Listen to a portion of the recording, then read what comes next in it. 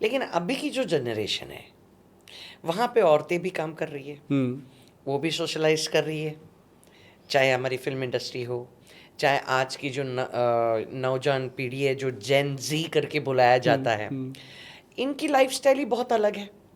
अब इन लोगों को अभी से पीसीओडी बहुत ज़्यादा, उसके बाद ये क्या बोलते हैं फाइबर्स होना, है ना, फाइब्रॉइड्स जो बोलते हैं वो होना, यंग लड़कियों के फाइब्रॉइड्स की सर्जरी की जाती है, ओके। तो उनका तो संतुलन टोटली मेंटली फिजिकली पूरा हिला हुआ है, इतना तो मैंने देखा हुआ है उसका। तो उनको इम्यूनिटी डिप्रेशन बहुत जल्दी हो जाता है, ये हो जाता है, वो हो जाता है। तो उनके लिए चलो जो घर में है हाउसवाइफ है उनके लिए द वर्ल्ड इज चेंजिंग, और ये हम रोक नहीं सकते। तब क्या, जैसे इवन अस लाइक जब हम लोग शूटिंग पे जाते हैं, अब कभी दिन में शूटिंग होती है तो कभी रात में शूटिंग होती है। अब अगर मुझे आपने कहा कि आप सुबह लो और मैं नाइट भर शूटिंग कर रही हूँ और सुबह का हुआ, तो मेरा वापस संतुलन ऊपर नीचे हुआ। Then lot of people are there जो फ्लाई करते हैं, एयर होस्टेस का जॉब करते हैं, तो उनके लिए आप क्या सजेस्ट करेंगे, कैसे वो एडजस्ट करे, कैसे आपका जो ज्ञान है उसका वो। ये जो त्रिफला है ना जी, एक्चुअल इसको लेग्जेटिव बोला गया। ये जितनी अपनी इंटेस्टाइन है जी, उसमें से ये मल को क्लीन करता है। ओके, ये नहीं है कि बहुत फास्ट करता है, कोई लूज मोशन नहीं होता, कुछ नहीं होता। ये सिर्फ लेडीज़ के लिए हमारे जो फलसफा है, जो हमारे सीनियर वैद्य हैं, वो हमेशा लेडीज़ को देते हैं कि सुबह लो। इसका एक लॉजिक था कि लेडीज़ के पास एक समय होता है। अब जैसे आपने बात करी कि हमारे पास तो समय ही नहीं है, ये लेडीज़ होती हैं 10% से ज़्यादा नहीं है। 90% लेडीज़, आप अगर रूरल में जाओ, 90% लेडीज़ जो हैं वो अभी भी घर पे हैं। ओके, अब 10% है। अगर मान लो अपा कहते हैं कि 150 करोड़ की आबादी में 70 करोड़ लेडीज हैं, तो उनमें से 10% में ही बहुत तकलीफ है, 10% में ही तकलीफ है ज़्यादा। हाँ, जो गांव में है वो फिर भी काफ़ी हद तक ठीक है, क्योंकि उनके पास अपने घर का खाना है, घर का चूल्हा है। इधर जंक फूड है, इधर यहाँ पे फास्ट फूड है, फास्ट फूड है लेट नाइट से। हाँ, तो ये रात को खा सकते हैं। इसका कोई ये नहीं परमानेंट कि इसने जेंडर देख के खाना है।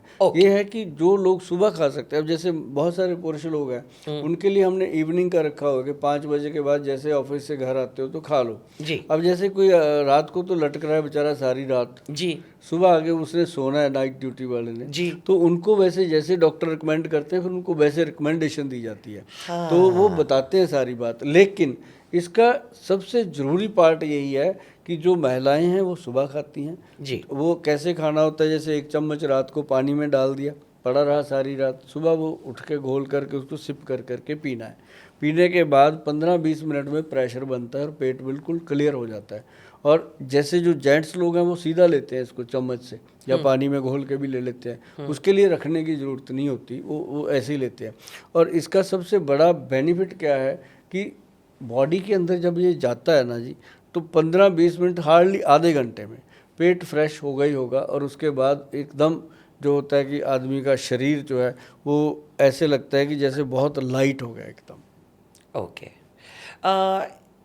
किसी ने मुझे ये कहा था कि त्रिफला जो आप पाउडर बनाते हो वो ज़्यादा लंबे अरसे तक नहीं लेना चाहिए, इट हार्म्स योर स्टमक। क्या ये मिथ है, क्या ये अफवाह है? नहीं, ये अफवाह नहीं है। हाँ, जैसे हम भी बताते हैं लोगों को कि हफ्ते में कम से कम 2 दिन इसको छोड़ देना चाहिए। और या फिर इसको 1 महीना लो, 15 दिन छोड़ दो। ये जो सबसे ज़्यादा बेटर इसका फार्मूला लिखा है वो लिखा है कि हफ्ते में 2 दिन छोड़ दो, अदरवाइज इसकी एडिक्शन हो जाती है। जब एडिक्शन हो जाती है ये काम करना बंद कर देता है। अच्छा। तो इसको हफ्ते में 5 दिन खाओ, 2 दिन छोड़ो, ये बहुत गुड रिजल्ट देता है। और इसका ये मिथ नहीं है, ये सच्चाई है, ये सच्चाई हाँ, ये आपको नॉलेज है। ये मैं समझ नहीं पाया कि कहाँ से आई ये आपको हर एक बंदे को नहीं पता इस बात को। ये बात कोई बहुत ही विद्वान वैद्य लोग बताते हैं इस बात को। जरूर आप किसी के संपर्क में रहे होंगे वैद्य मैंने कहा था आपको कि मुझे आयुर्वेदा में बहुत इंटरेस्ट है। I am very close to Ayurveda basically. इसलिए मैंने कहा था कि इसकी आदत लगती है तो असर कब बंद होने लगता है। तो जैसे आपने कहा कि 7 डेज में से 5 डेज लो, 2 दिन रेस्ट करो, और उसकी एडिक्टिवनेस मत कीजिएगा। बिल्कुल बिल्कुल। Okay okay, that's fantastic, that's better. मैंने यहाँ पर और भी बहुत सारी चीज़ें देखी है और मेरे को जो इंटरेस्ट कर रही है वो ये वाली बॉटल है।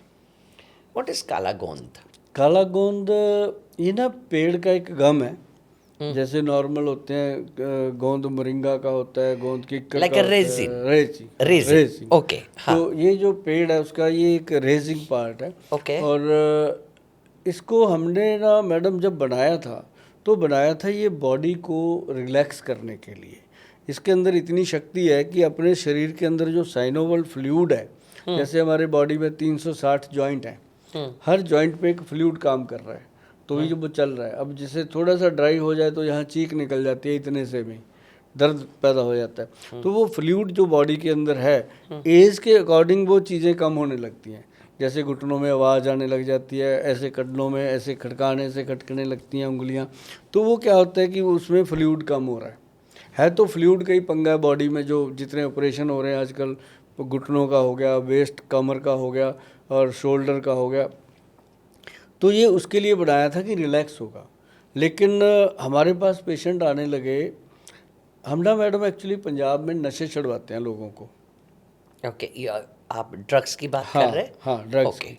तो लोग जो हैं वो ड्रग्स जो लेते हैं वो मेरे पास आते थे जी। और हमारे पास भगवान की दी हुई एक ऐसी जड़ी बूटियाँ हैं, हम उनको खाने को देते थे, वो ज़्यादा से ज़्यादा 1-2 महीने में बिल्कुल ठीक हो जाते थे। और That's so wonderful. अब जिसका बेटा नशे से बाहर आ गया, ड्रग छूट गया, उसके पेरेंट्स को भी 100 बीमारियां होती हैं, फिर उनका भी विश्वास बनता था कि यार इस डॉक्टर से ये बात भी करो। तो वो कहते थे कि गुल साहब हमारा तो इसके चक्कर में ना बुरा हाल हो गया, अब चलो ठीक हो गया, ये हमारे बारे में बताओ, हमारे घुटने बहुत दुखते हैं। तो घुटने दुखते हैं, वो कहने लगे जी हमें डॉक्टर कह रहा है ग्रीस ख़त्म हो गया। तो हम बड़े परेशान होते थे, ये ग्रीस कहाँ से, बॉडी में ग्रीस कहाँ आ गया। तो वो कहते जी डॉक्टर साहब कहते हैं ऑपरेशन होगा। तो हमने चर्चा करी आपस में सीनियर डॉक्टरों से, तो मैं कहा सर ये ग्रीस क्या वर्ड आया अपने पास, ये तो कहते ये साइनोवल फ्लूइड होता है जो घुटनों में ख़त्म होने के बाद आवाज़ आती है और पेशेंट को ऑपरेशन के लिए प्रिपेयर किया जाता है। हाँ, प्रिपेयर क्या क्या मतलब, रिकमेंड करना चाहिए प्रिपेयर। कहते प्रिपेयर इसलिए कि 80% लोगों को ऑपरेशन की ज़रूरत ही नहीं होती, उनको बताया जाता है कि ऑपरेशन करवा लो अभी, कि डॉक्टर एडवाइस कर देते हैं कि अभी करवा लो, अभी उम्र ठीक है, बाद में बूढ़े होकर करवाओगे बहुत मुश्किल होगा। तो ऐसे बताया जाता है। और 5-6 लाख, कई बार 10-10 लाख रुपया दोनों घुटनों को चेंज करने का खर्चा आ जाता है लोगों का। और बात करते करते मैंने कहा सर जो अपा ने बनाया वो साइनोवल फ्लूइड के लिए कैप्सूल काला गोंद, उसका क्या? कहते वही है, बस उसके साथ पंचम हल्दी लगा दो। अच्छा, ये जरा बहुत इंटरेस्टिंग सब्जेक्ट है तो इसको आप विस्तार से समझाइए। मैं बताता कि ये पंचम हल्दी और ये काला गोंद, इसका मिश्रण और कौन ले सकता है, किस उम्र से ले सकते हैं, लेडीज जेंट्स, जैसे आपने त्रिफला का बोला, ऐसा कुछ है, कोई 5 बजे, कोई सुबह, उस तरीके का? मैं बताता हूँ। ये जो पंचम हल्दी है ना जी, ये एक प्रोडक्ट है, ऐसे डब्बी में बंद है।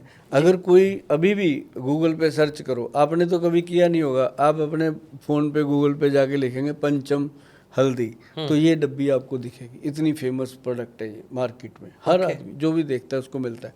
ये क्या है मैडम की, आधा चम्मच पंचम हल्दी। अब जो पंचम हल्दी है इसमें 5 हल्दियाँ डाली गई हैं। ओके।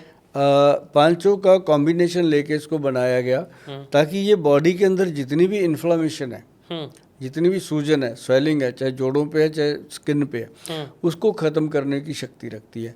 और इसके अंदर डाली गई सबसे पहले काली हल्दी, फिर अम्बा हल्दी, फिर दारू हल्दी, फिर पीली हल्दी, फिर इसके अंदर डाली गई जंगली हल्दी। 5 हल्दियाँ आपको नॉलेज है, 5 डाली गई और 5 हल्दियों को बराबर मात्रा में डालना है। ये फार्मूले मैं क्यों बताता हूँ कि लोग ना इसको घर पे बना लें, जैसे मैंने पहले भी बताया त्रिफला का फार्मूला। ये इसलिए बोलता रहता हूँ कि लोग इसे घर पे बनाएंगे तो एक तो विश्वास बनता है कि हमने आंखों के सामने बनाया, दूसरा मेरे से लेंगे तो 1000-1200 रुपये लगता है, घर पे बनाएंगे तो 400-500 रुपये में बनता है। तो इससे क्या होता है कि मेरे को बहुत बड़ी हेल्प मिलती है।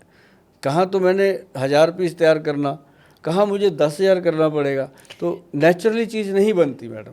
नहीं सुभाष जी, आप सही बोल रहे हो, लेकिन क्या है कि आप इस क्षेत्र में हो, आप you are in this area and this arena both, okay.